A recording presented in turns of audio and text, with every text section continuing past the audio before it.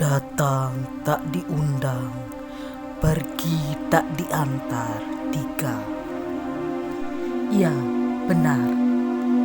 Saudari tadi, nenek tua berambut putih itu mengamati keberadaan sepasang suami istri berpanutan.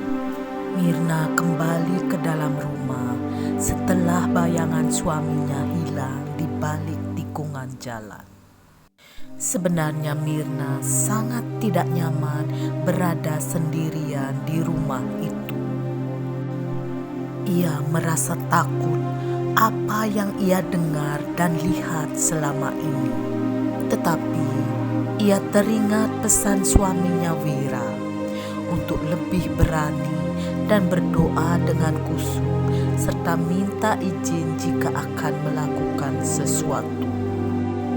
Belum selesai dengan ingatannya terdahulu, tiba-tiba pintu diketuk. Mirna tersenyum. Mirna mengira itu suaminya datang lagi. Mirna membuka pintu sambil berbicara. "Apa ada sesuatu lagi yang kamu lupa bawa?" Mirna menghentikan bicaranya.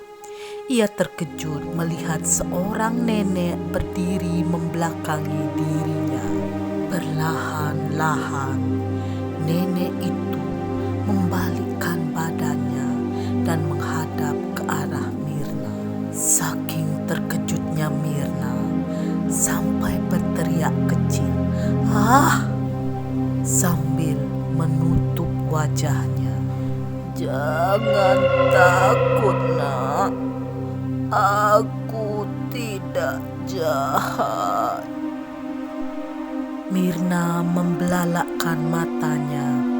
Di hadapannya kini berdiri seorang nenek tua berambut putih. Rambutnya panjang, tidak pernah disisir, berantakan sekali.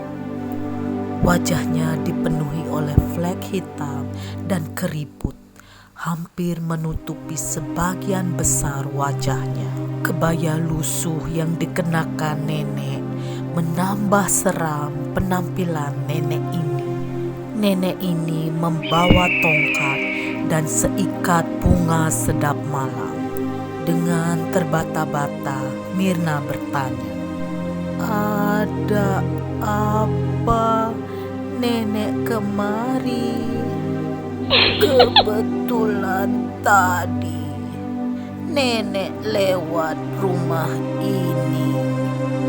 Nenek melihat kamu ditinggal sama suamimu sendirian. Pasti kamu khawatir tinggal di rumah sebesar ini. Kalau kamu tidak keberatan, nenek mau menemanimu sampai suamimu pulang. Nenek bisa bantu-bantu di sini."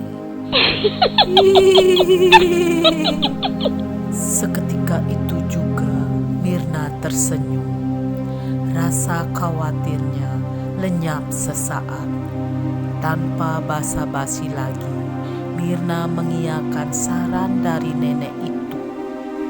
"Siapa nama nenek?"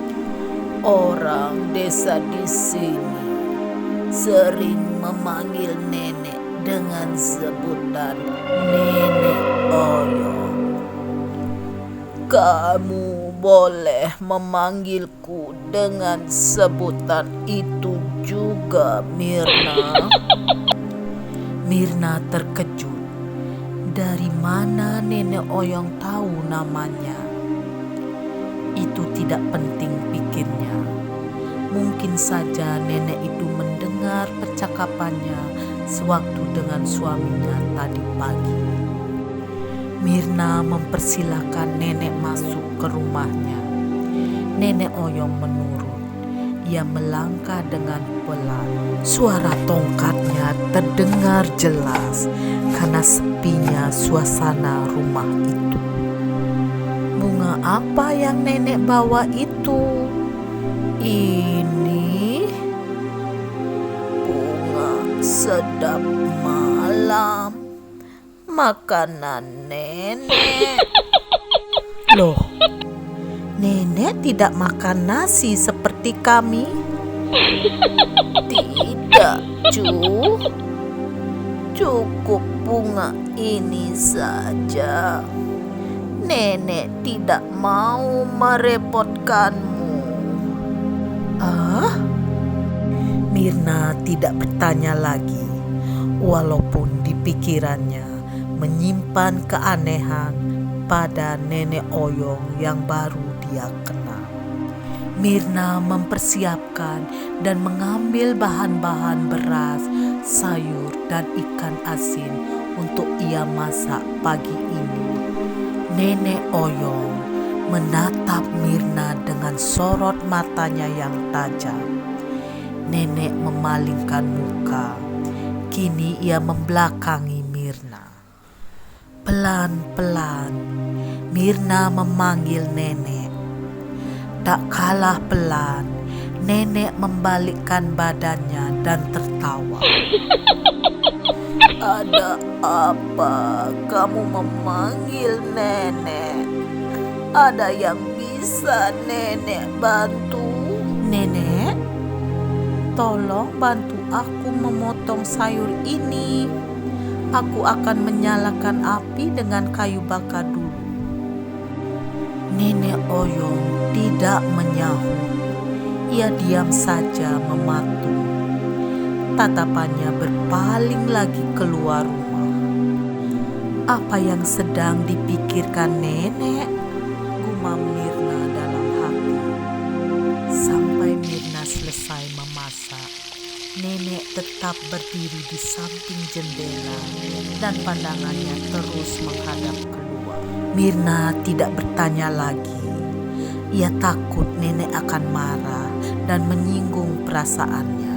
Barulah nenek beranjak setelah Mirna pindah ke ruang tengah untuk membersihkan ruangan yang setengah kotor sisa pekerjaannya kemarin. Nenek Oyong mencari jendela lagi yang menghadap keluar dan larut dalam diam. Siang berganti siang, malam berganti malam, begitu terus tanpa pernah berbeda. Enak nek bunganya. Mengapa nenek tidak mencoba untuk makan nasi dan sayur seperti kami?